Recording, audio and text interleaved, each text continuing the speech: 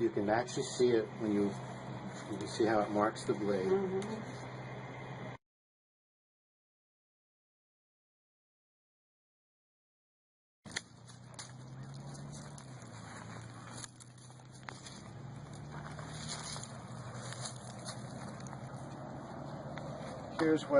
Here's a dieback. This is done in the grower's yard. That Got thousands. They don't have time to prune them. They just whack them off. Whack them off. And the next bud was down here. The other bud was up here, and so there's nothing to make the energy go up there. So it's going to die, and it'll die back, and it'll just keep dying back until you cut it off. So it closes. And it also has a rose borer in it. Yeah, a hole in it. I see that. That's a rose borer. Oh. And it doesn't really hurt the plant.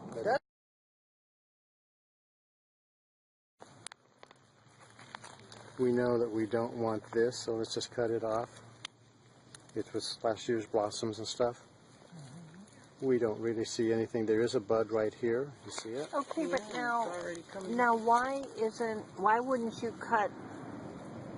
Because there's a leaf here, and you said there's always a bud under it. So why wouldn't you cut up there? But look at the size of that. It's already grown a couple of times. It's not going to ever get very big and do anything for you. Okay. So we're going to try to force this. At this point, we'll try to force this bud to grow. See it? We'll try to force that bud to grow because it's going out this way. And you want to be above it to pick us out. See? Now, do we see something else down here? Let's see if we got something on this that's going to grow. See, there's a bud right there. Okay. That's the only one down there. Okay. The others are got this other stuff that's growing, and these really aren't going to do much for you. If that's all you got, you can force it to do that. But we got something here that we can grow, so we're going to try that. Let me show you where the bud is. What I'm not getting at yet. Right there. And so watch when you... With this area that has the dead flower, would you trim that down to just the top of it, or? So remember, you want to get down to stem that's hardy, and that the new cane can't be any bigger than what you're cutting off of.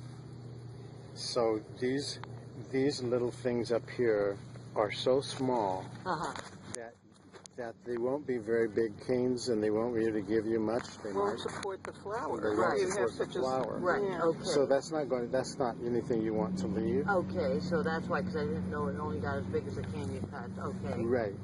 Now this one we could trim even more of this off, but I'm going to leave it up a little higher than we did over there. We could trim this down, but if we did, we're going to have to go way down here. And this bud is in the wrong direction. Yeah. And the other one is out here, and I don't like that. So I'm going to leave it this way. I could cut this one off, which I think would probably be the best thing because we want to open it up. You know, I cut it there and I was thinking, well, we'll make that work. When I look at it again, I think, well, I want to open it up more. So we'll cut it off. Now you got a cane off this way, got a cane coming out this way. You're open in the middle. We don't need this one. We could actually cut it. We could actually just trim it off because it's going to go the wrong direction. We're going to try to work that. Is this little bud here? See that bud? Going to try to work that, and hopefully that the sun is either going to have it come out that way or come out this way. This would take off, and this would take off.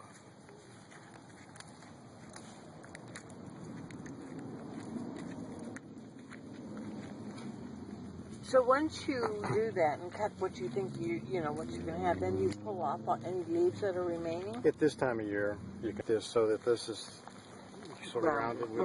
We don't have a lot of choice unless we cut this one back down here, and I don't like that for now. So this is our best one, the one leaving down here. The others are going the wrong direction. This is going to go that way and cross over. So we do that. We don't need to leave this on.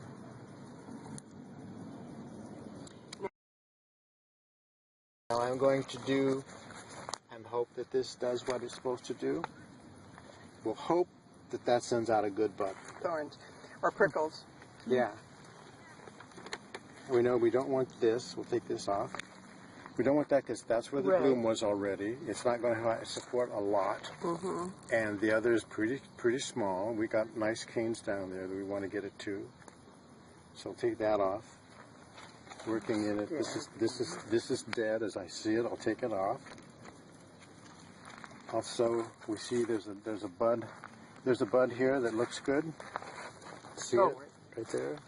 But now that's It's not very green, but it's a good bud. When I cut this off, that's going to get the energy. And it's going to the outside. If this is left on, it's going to be crossing over.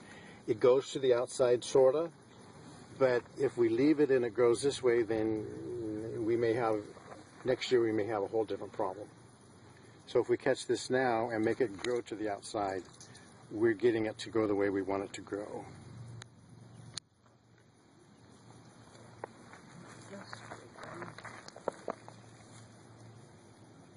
This doesn't have much on it either, right here. I'm going to do that. There's hardly any buds left here that aren't left, so we're going to do this one. That's okay. Now, you see that this is growing this direction, but it's going to go away from the light, so it's going to probably grow more like that. And next year we hope we got something else on here to cut it to. Is it usually about 6 weeks from the time of pruning to the time of blooming? Yeah. First cut generally is 8 to 12 weeks. Oh, okay. But this is probably the flower was right there. This is what's called the peduncle. It would snap right off, but it's going to die all the way back down. I'm sorry, it's called the what? peduncle. I've heard that before, Dee. So if it were a flower, you'd just hold your clippers the opposite way than what you're doing now? Well, when you cut it off. So when you cut it off, you cut it off. When you cut it off, you cut it this way. Okay, and then when you're trimming it, when you're pruning it, you If you wanted to keep the flower, then you would turn it over. When you're deadheading, you what? There's a thing called deadheading. Right. And basically when you're deadheading, you're just going in and you're taking off the flower. And Okay, you're just pinching off. I think you were doing daylilies and you pinch off the lilies every day. Is that kind of deadheading, or is that something well, yeah, for daylilies, because it's you have to do it, right? they last a day basically, Right. and then they sense. But in roses, you're going in and you're just snapping off the flower and the hip. That's basically what deadheading is. A good deadheading, a little more severe than that, you should then be trimming your rose at the same time. So in that case, you want to, if it's a good stem, you want to go down to the first outside bud and cut it down. And Yeah, because if you want to keep it blooming, don't you kind of have to do that? Otherwise, if you just leave them, they're not going to continue to bloom. Right. Right, okay. And How often would you do that a year? Would you do it 2-3 times a year, or? Yeah. Okay. So there was a little rose probably at the end of that stem, not a whole, probably didn't amount to much. But you see how it, well, here's an example. It's kind of old. This we do know this had a nice flower on it right up here. And the flower was up here, and that was where the peduncle was attached to the stem.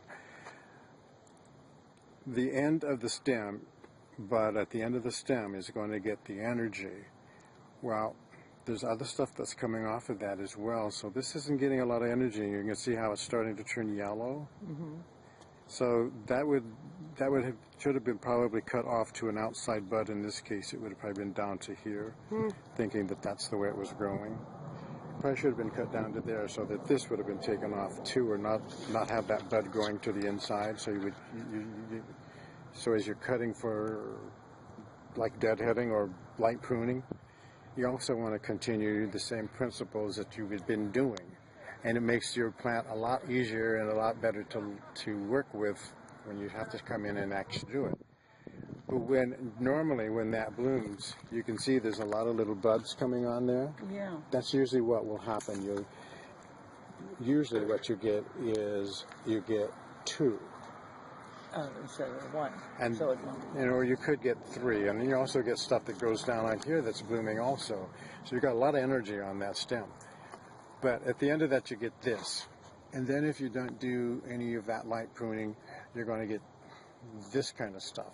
And then you get 8, and then you get more. So if it's going to be a hot summer, what I recommend is that during from the last cycle of bloom, June, July, you're getting into August and September, which is our hot summer. Mm-hmm. I'm saying just pull off the petals and let the hips set. That tells the plant that it's going to go into a resting period. Right. Then come about mid-September, you can go back in and you can start doing this light pruning, and you take all that stuff off. You come down to a major stem with an outside bud, and you take all this stuff off. Yes, you're doing away with more flowers, but you're going to have a better bush and a better flower that comes onto that. That's cut it down below that, and then stick the top part in the cut that ground. off, and you can cut this. You could cut it close, or you could just cut it down here and put this in the dirt about halfway, so that you get. Actually, you like to get three buds in the ground, and you're up to here. You want to put that into the ground, and then you want 3 above. This is not a good one because there's nothing up here. Right. But that's how you would do that.